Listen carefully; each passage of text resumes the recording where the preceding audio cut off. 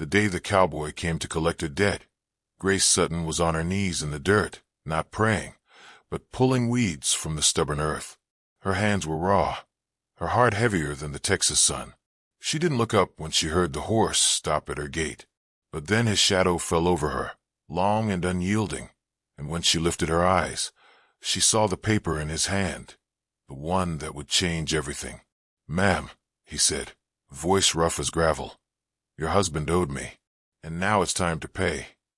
Grace wiped her forehead with the back of her wrist, leaving a streak of dirt behind. The garden was dying, just like everything else. The drought had turned the land to dust, and no matter how hard she worked, the soil refused to give back. Behind her, inside the tiny schoolhouse, the voices of children reciting their lessons drifted through the open window. She had promised them lunch, but the pantry was nearly empty. Again. Then she heard the horse. The sound of hooves wasn't unusual. Travelers passed through now and then, though fewer these days. But this rider didn't pass. He stopped right at her gate, and the way he sat in the saddle, straight and still, told her he wasn't there to chat. Grace stood slowly, brushing dirt from her skirt. The man tipped his hat, but his eyes were hard. "You Grace Sutton?" She nodded, suddenly aware of how alone she was. The nearest neighbor was a mile off. The children inside were too young to help if trouble came. The cowboy reached into his coat and pulled out a folded paper. It was worn at the edges, like it had been carried a long way. "Name's Daniel McCoy," he said. "Your husband owed me money. A lot of it." Grace's breath caught. Her husband had been gone 2 years, buried under a simple wooden cross out back. He'd never been a gambler, never been reckless. But the paper Daniel held looked real. Her husband's shaky signature was at the bottom. "I don't have money," she said, voice tight. Daniel's jaw flexed. "I know."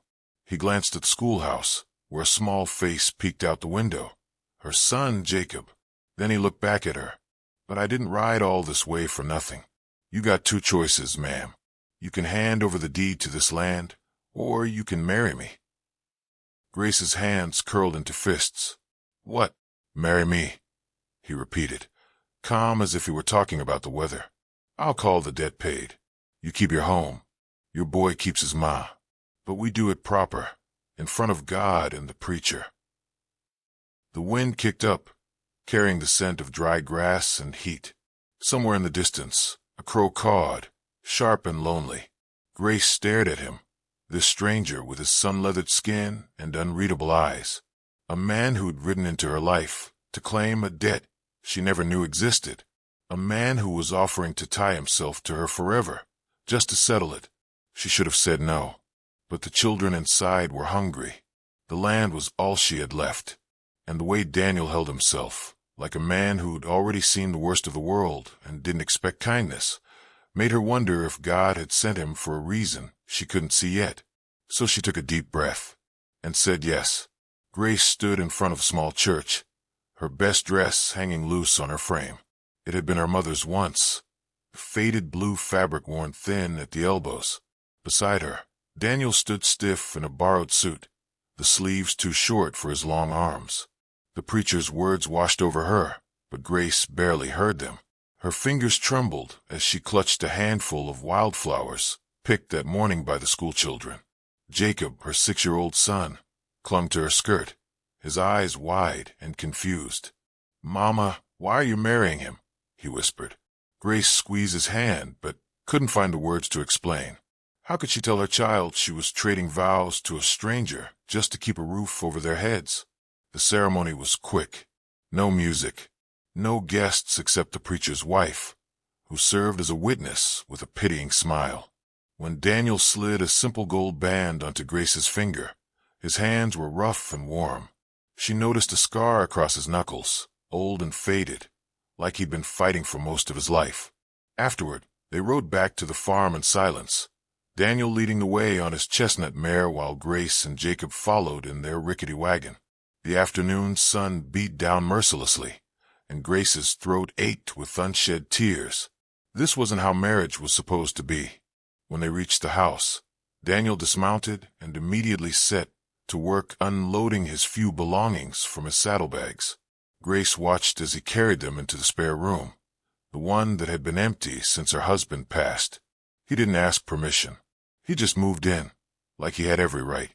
That night, as Grace tucked Jacob into bed, the boy looked up with tear-filled eyes. "Is he going to be my new pa?" Grace smoothed his hair.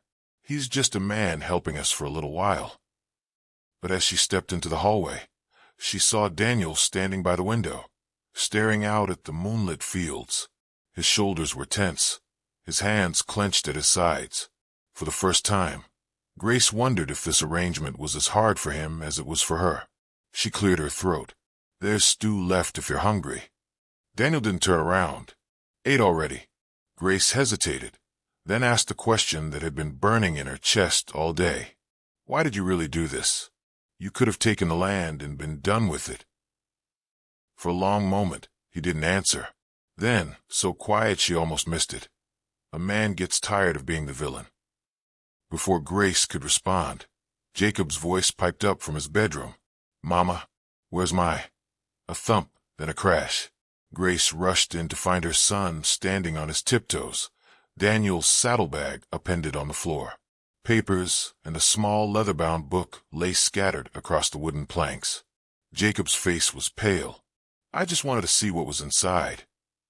Grace's heart stopped when she recognized the promissory note, the proof of her debt. But as she bent to gather the papers, her fingers brushed against the little book. It fell open to a marked page, and Grace's breath caught. Psalm 34, verse 18.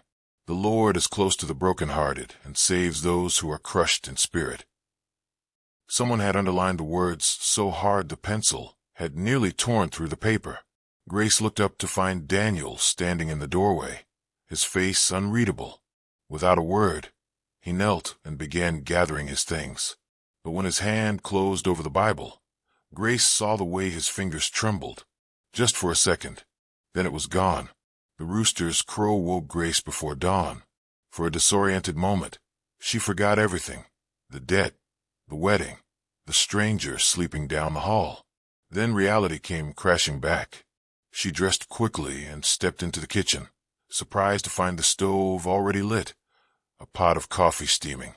Daniel stood at the counter, rolling up his sleeves. He didn't look at her as she entered. "Gonna fix that fence today," he said gruffly. "Heard coyotes last night." Grace nodded, too startled by his presence to speak. She'd expected him to disappear at first light, not make coffee like he belonged here. As the sun rose, they worked in uneasy silence, Grace kneading dough for bread, Daniel sharpening tools outside. When Jacob stumbled into the kitchen, still rubbing sleep from his eyes, he froze at the sight of Daniel. The man glanced up, then reached into his pocket and pulled out a small wooden horse. "Made this last night," he muttered, setting it on the table. "Figured you might like it." Jacob's eyes went round. He snatched up the carving, running his fingers over the smooth curves. "It's perfect." Grace's chest tightened. It was the first time she'd seen her son smile in weeks. After breakfast, Daniel headed to the far pasture to repair the broken fence. Grace watched from the kitchen window as he worked, his movements efficient and strong. He didn't stop to rest, even when the sun climbed high and sweat darkened his shirt. By midday, Grace couldn't stand the silence anymore. She packed a lunch of bread and cheese, filled a canteen with cool water, and carried it out to him. Daniel was wrestling with a stubborn post when she approached. He didn't notice her at first, too focused on his task. Grace saw the way his muscles strained, the way his jaw clenched with effort. This wasn't just work, it was something deeper, like he was fighting invisible demons with every swing of the hammer. "Thought you might be hungry," Grace said, holding out the food. Daniel startled, then wiped his forehead with his sleeve. He took the canteen first, drinking deeply. When he lowered it, his eyes met hers. "Thanks." A simple word, but it cracked something inside Grace. This man had come to collect a debt, yet here he was, rebuilding her fences under the blistering sun. She gestured to the post. "Need help?" Daniel studied her for a long moment, then nodded. Together, they lifted the heavy timber into place. Their hands brushed, and Grace felt a jolt of warmth that had nothing to do with the sun. As they worked side by side, Grace noticed something strange. The more they repaired the fence, the lighter Daniel's shoulders seemed. It was as if each nail driven, each board secured, was also fixing something broken inside him. That evening, as Grace read to Jacob by the fire, she heard Daniel's quiet voice from the porch. At first, she thought he was talking to himself. Then she realized he was praying, not flowery words or practiced phrases, but raw, honest whispers. "Don't know why you brought me here, but help me do right by them." Grace held her breath, afraid to move. In that moment, the last of her anger melted away, because she understood now. Daniel McCoy wasn't just mending fences. He was building a home, and against all odds, Grace found herself hoping he'd stay. The sky had been an angry gray since morning. Grace stood at the schoolhouse window, watching dark clouds roll in over the hills. The children fidgeted behind her, sensing the coming storm. Little Sarah Miller clutched Grace's skirt. "Teacher, I'm scared," she whispered. Grace patted her head. "It's just rain, sweetheart. We've prayed for it for months." But when the first thunder cracked, it shook the walls. The storm didn't come gentle. It roared in like a runaway train, turning the dirt yard to mud in minutes. Rain pounded the roof, so hard Grace had to raise her voice to be heard over the noise. She was counting heads for early dismissal when the creek behind the schoolhouse gave an ominous groan. Grace turned just in time to see the water surge over its banks, brown and furious. "Everyone to the back wall," she shouted, herding the children away from the windows. The youngest ones cried as water began seeping under the door. Grace's heart hammered against her ribs. They were trapped. Then hoofbeats. Through the rain-streaked window, Grace saw Daniel galloping toward them on his mare, leading 2 other horses behind him. He leapt from the saddle before the horse fully stopped, splashing through knee-deep water to reach the schoolhouse door. When he threw it open, his clothes were soaked through, his hair plastered to his forehead, but his voice was steady as stone. "Gotta get them out now." Grace didn't hesitate. She lifted Sarah into his arms. "Take the smallest first." Daniel worked like a man possessed, making trip after trip through the rising floodwaters, carrying children to safety on the horses. Grace stayed behind, calming those still waiting, praying silently each time Daniel disappeared into the storm. On his last trip, only Grace and Jacob remained. The water was up to her waist now, swirling with debris. Daniel scooped Jacob into one arm and grabbed Grace's hand with the other. "Hold tight." The current nearly knocked them off their feet as they waded toward the horses. Grace slipped, but Daniel's grip was iron. He lifted her onto the saddle behind Jacob, then swung up in front of them. His body shielded them from the worst of the rain as they urged the horses toward higher ground. At the farmhouse, Daniel helped Grace get all the children settled by the fire with dry blankets. She was checking Sarah's temperature when she noticed the blood on Daniel's sleeve. "You're hurt," she gasped, reaching for him. He pulled away. "Just a scratch." But when Grace insisted, she found a deep gash along his forearm, likely from hidden debris in the floodwaters. Her hands trembled as she cleaned the wound. "You could have been killed." Daniel watched her work, his eyes unreadable. Worth it. That night, after all the children had been collected by relieved parents, Grace sat by the fire mending Daniel's torn shirt. He sat across from her, his bandaged arm resting on his knee. The storm still raged outside, but the house felt strangely peaceful. Jacob, who hadn't left Daniel's side since the rescue, looked up at him with hero worship in his eyes. "You saved everybody." Daniel ruffled the boy's hair, the first affectionate touch Grace had seen from him. Team effort. Grace's throat tightened. This rough, quiet man had risked his life for people he barely knew. As she studied his profile in the firelight, the strong jaw, the scar above his eyebrow, the way his calloused hands gently turned the pages of Jacob's storybook, she realized something terrifying. She was starting to care for him. The storm passed, but the relief didn't last. 2 weeks later, the land was parched again, the brief rain only teasing the thirsty soil. Grace stood in her wilting garden, crushing dry earth between her fingers. They needed more. So much more. Inside the schoolhouse, the children listlessly recited their lessons. Even Jacob had stopped asking for seconds at meals. Grace saw the way their little cheekbones became more pronounced each day, the way their energy faded by mid-morning. That afternoon, as she dismissed class, Mrs. Henderson from the general store pulled her aside. "Grace, I'm sorry, but credits run out." She pressed a small bag of flour into Grace's hands anyway, for the little ones. Grace walked home with leaden feet. She was stirring a thin stew when Daniel came in from the fields, his face grim, creeks nearly dry. Cattle are suffering. They ate in silence that night, the meager portions barely filling their plates. Jacob pushed his carrots around but didn't complain. He'd learned not to. After putting Jacob to bed, Grace stepped outside. The endless stars seemed to mock her, their brightness a reminder of the rain that wouldn't come. She sank to her knees in the dusty field, her hands clutching her skirt. "Please," she whispered, not caring if anyone heard. "They're just children." She didn't hear Daniel approach, but suddenly he was there, standing a few feet away, his hat in his hands.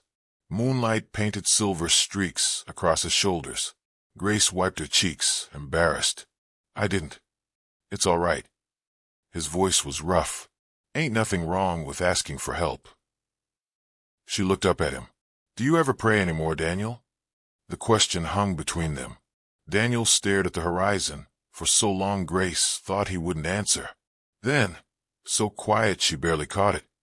"Used to. Before I figured God stopped listening." Grace stood, brushing dirt from her dress. "Maybe he's just waiting for you to talk again." She walked back to the house, leaving Daniel alone under the stars. She didn't see him remove his hat, didn't hear his whispered plea, not for rain, but for strength. For her. The next morning, Grace found Daniel's bed empty. His rifle was gone too. Her heart sank. Had he left?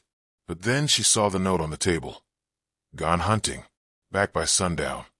He returned as promised, a young deer slung over his shoulders. The children cheered when he brought the meat to the schoolhouse. Grace's hands shook as she helped portion it out. That night, as they sat on the porch watching fireflies dance, Daniel cleared his throat. "Got a letter today. From my old boss." Grace stilled. "The cattle baron?" Daniel nodded. "Wants me back. Says there's a price on my head if I refuse." The air left Grace's lungs. "What will you do?" He turned to look at her, his eyes reflecting the lantern light. "I made a vow, Grace. To you.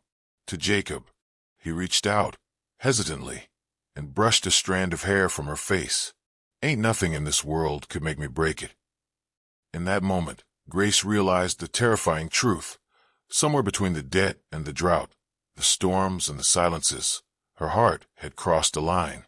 She was no longer just his wife on paper. And that scared her more than any storm ever could. The morning after Daniel confessed about the letter from his old boss, Grace woke to an empty house. She found him in the barn, sharpening his hunting knife with methodical strokes.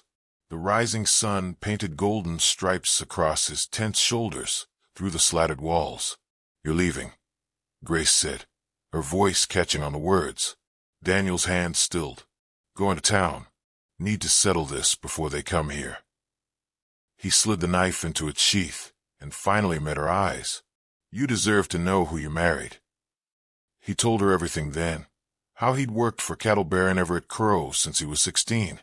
How he'd been the man's enforcer until the day Crow ordered him to burn out a homesteader family. "They had a baby," Daniel said, his knuckles white around the knife handle. "I couldn't do it." Grace's breath caught. "What happened?" "I rode away that night. Crow called it betrayal." Daniel touched the scar above his eyebrow absently. "Been looking over my shoulder ever since." Grace reached for him without thinking, her fingers brushing his arm. "And now he knows where I am." Daniel's jaw tightened. "I won't let his men near you or Jacob." That afternoon, Grace watched Daniel ride toward town with dread coiling in her stomach. Jacob tugged her skirt. "Where is Daniel going?" Grace smoothed his hair. "To face some old ghosts, sweetheart." Hours passed with no sign of him. Grace tried to focus on grading school papers, but every creak of the house made her jump. When hoofbeats finally sounded at dusk, she ran to the window, and her heart stopped. 3 riders approached, Daniel in the center. His shirt was torn, his face bloodied. The men flanking him wore Crow's brand on their saddles. Grace shoved Jacob into the pantry. "Stay here, no matter what you hear." She grabbed her husband's rifle and stepped onto the porch as the men dismounted. The lead rider, a hulking man with a silver tooth, smirked. "Well, ain't this sweet? McCoy's got himself a wife." Daniel moved between them and Grace. "You delivered Crow's message. Now leave." Silvertooth laughed. "Boss said bring you back. Didn't say alive." He drew his pistol. A gunshot cracked the air. Grace hadn't realized she'd raised the rifle until smoke curled from the barrel. Her shot had kicked up dust at Silvertooth's feet. All 3 men froze. "My husband," Grace said, her voice steadier than she felt, "is under my roof now. You tell Mr. Crow that." For a heartbeat, no one moved. Then Silvertooth spat in the dirt. "This ain't over, McCoy." They rode off into the gathering dark. Daniel swayed on his feet.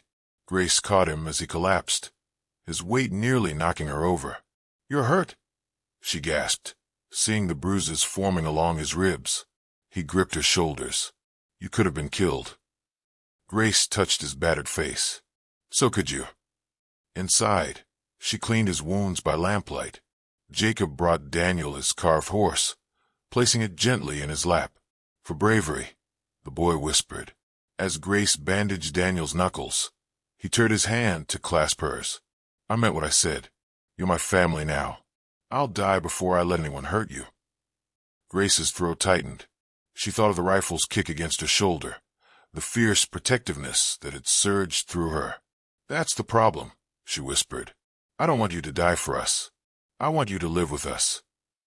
In the flickering light, something shifted in Daniel's eyes. He brought her hand to his lips, pressing a kiss to her scraped knuckles. No words, just a promise.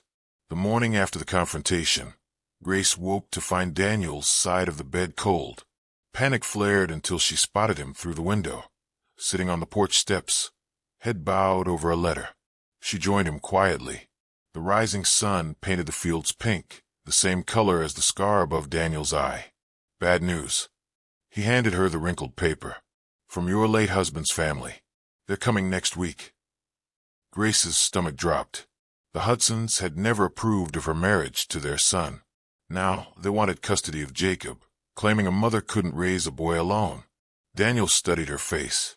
"You never told me they were threatening this." "I thought if I ignored it." Grace trailed off, watching a hawk circle over the parched fields. "His father's a judge. They have money influence." Jacob burst onto the porch then, still in his nightshirt. "Daniel, you promised to teach me roping today." Daniel ruffled his hair. "So I did." As the boy scampered to fetch the rope, Daniel stood. "We'll face them together, Grace. But first," he reached into his pocket and pulled out a folded document.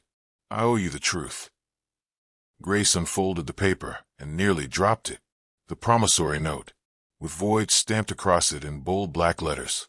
"I canceled the debt weeks ago," Daniel said quietly. "After the flood, when I saw what kind of woman you were." Grace's hands trembled. "Then why stay? Why marry me?" Daniel touched the Bible on the porch rail, the one he'd started reading every morning. "Maybe God brought me here not to collect, but to give." His calloused thumb brushed her cheek, wiping away a tear she hadn't realized had fallen. "I may not deserve you or Jacob, but I'm selfish enough to want you anyway." Jacob came barreling back then, rope in hand. Daniel scooped him up with a grunt, ignoring his healing ribs. "All right, partner. Let's make you a cowboy." As Grace watched them head to the barn, Daniel patiently demonstrating knots, Jacob's face alight with admiration, she pressed the voided debt note to her chest. The paper was just proof of a broken contract. But the man teaching her son to lasso a fence post, that was the promise of a future. Inside, Grace knelt by her bed. She didn't pray for rain this time. She prayed for courage, to face the Hudsons, to trust this fragile hope growing in her heart, to believe that sometimes redemption came wearing cowboy boots and carrying a voided debt. When she stood, her gaze fell on Daniel's open Bible on the nightstand. A verse was circled, "For I am about to do something new. See, I have already begun." Isaiah 43 verse 19.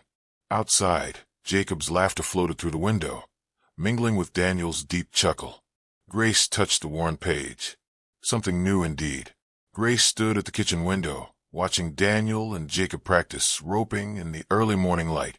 The way Daniel adjusted Jacob's small hands on the rope, his patience endless, made her heart ache. He become more than a husband on paper. He become the father Jacob needed. The letter from the Hudsons lay heavy on the table behind her. They would arrive tomorrow. Judge Hudson's neat handwriting had been firm. They intended to take Jacob back east with them, where he could have proper schooling and upbringing.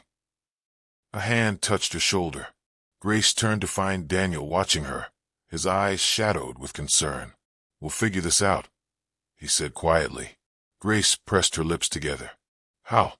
"They have money, influence, the law on their side." Daniel took her hand, his fingers rough but gentle. "Then we show them Jacob belongs here." That afternoon, Grace sat Jacob down. "Your grandparents are coming to visit tomorrow." Jacob's face lit up. "Are they bringing presents?" Grace smoothed his hair. "They want you to go live with them for a while." Jacob's smile vanished. He looked past her to where Daniel stood in the doorway. "But this is my home." Daniel knelt beside him. "And we aim to keep it that way, partner. But we might need your help." Grace blinked back tears as she watched Daniel explain things to Jacob in simple terms, how they needed to show Judge Hudson how happy and loved Jacob was here. The boy listened solemnly, then threw his arms around Daniel's neck. That night, Grace couldn't sleep. She slipped from bed and found Daniel sitting on the porch, staring at the stars. Without a word, she sat beside him. "You're worrying," he said after a while. Grace twisted her wedding band. "What if it's not enough? What if they take him?" Daniel's hand covered hers, stilling her nervous movement. "Then we follow. We fight, however long it takes." His voice was steel wrapped in velvet. "Family doesn't give up, Grace." The simple declaration shattered her last defenses. She turned her hand to lace her fingers with his. Under the vast Texas sky, they sat in silence, drawing strength from each other's presence. The Hudsons arrived in a polished carriage, the kind that looked out of place on the dusty ranch road. Grace stood on the porch, Daniel solid beside her, Jacob clutching her skirt. Judge Hudson stepped down first, his expensive suit immaculate. His gaze swept over the modest farmhouse, the repaired fences, and finally settled on Daniel with clear disapproval. "Grace," he said stiffly. Then to Jacob, "Come here, boy." Jacob hesitated, then stepped forward. "Hello, grandfather." Grace's heart pounded as Mrs. Hudson embraced Jacob. "Oh, how you've grown." Her smile faded as she looked at Grace. "You're too thin. This life is clearly too hard." Daniel's hand found the small of Grace's back, steadying her. "Why don't y'all come inside?" Over tea, the Hudsons made their intentions clear. "Jacob needs proper schooling," Judge Hudson said.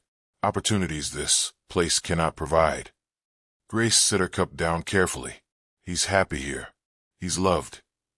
"And what can you offer him?" the judge countered. "Dirt and deprivation?" Jacob, who had been quiet, suddenly spoke up.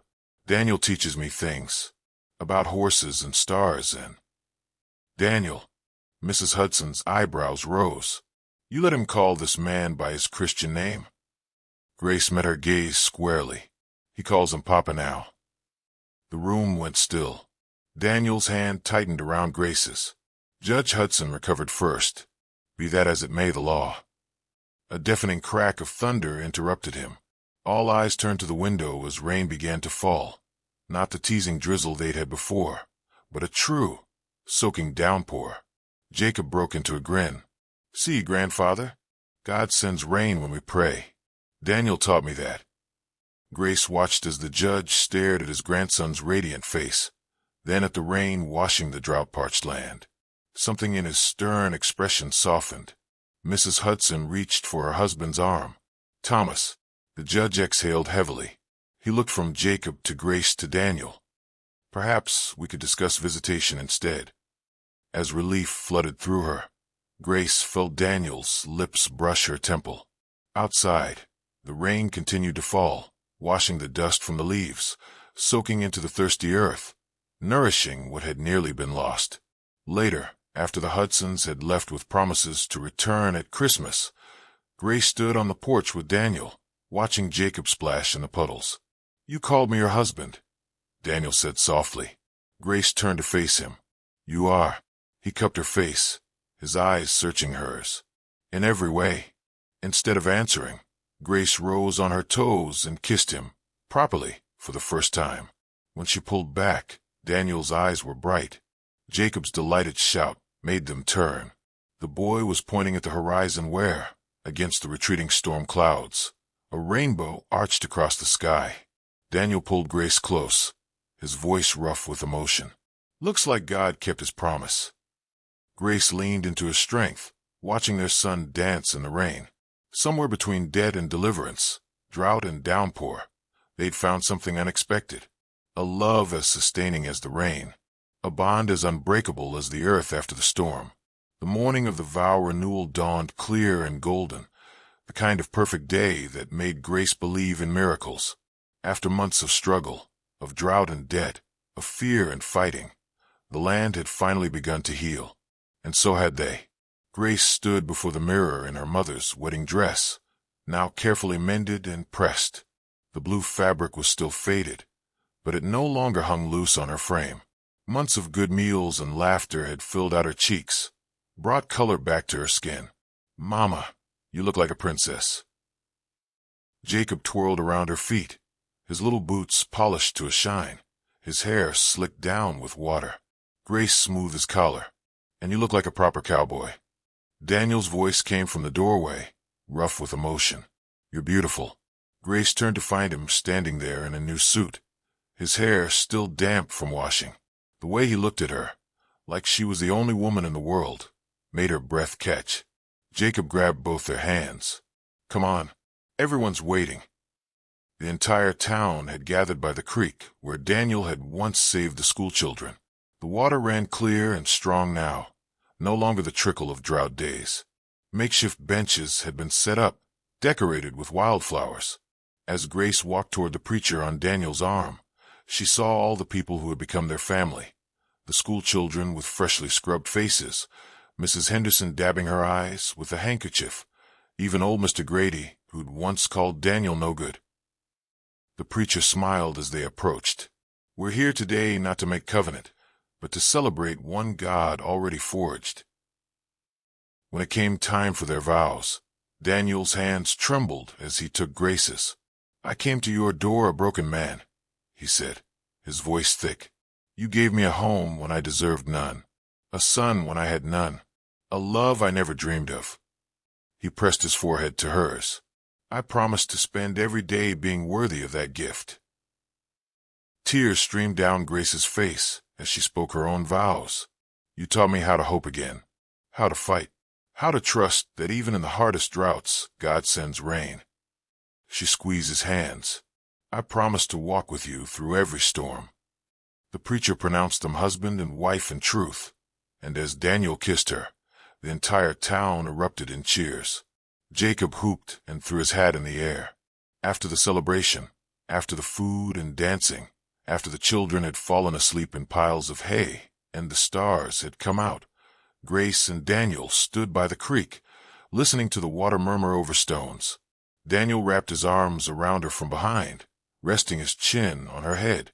"Remember when you asked why I stayed?" Grace leaned back against him. "I think I know now." He turned her to face him, his eyes shining in the moonlight. "I stayed because for the first time in my life, I saw where God wanted me to be." Grace touched the scar above his eyebrow, the one that had once made him seem dangerous, but now was just part of the man she loved. Funny how he brought us both home. As they walked back to the house hand in hand, Grace knew the road ahead wouldn't always be easy. There would still be droughts and storms, challenges and fears, but they would face them together, bound not by debt or desperation, but by a love that had been tested and proven true.